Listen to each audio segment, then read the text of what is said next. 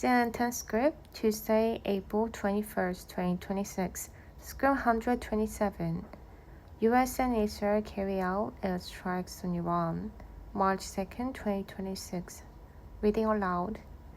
The current confrontation between the United States and Iran essentially kicked off during that crackdown on protests that had turned violent in Iran at the beginning of this year, specifically starting on January 8th, January 9th, and January 10th of this year.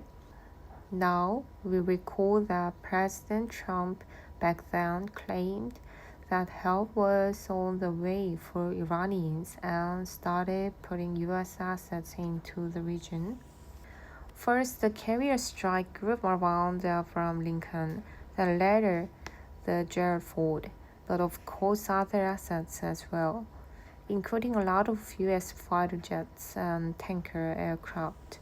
At the same time, a diplomatic process was also kicked off led by U.S. Special Envoy Stephen Witkoff and also Jared Kushner, the president's son-in-law.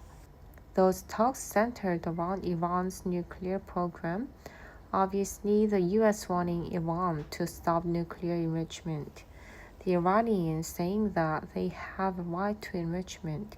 In the end, both sides acknowledged that there was some progress in those talks, but it didn't seem as though that was enough for President Trump.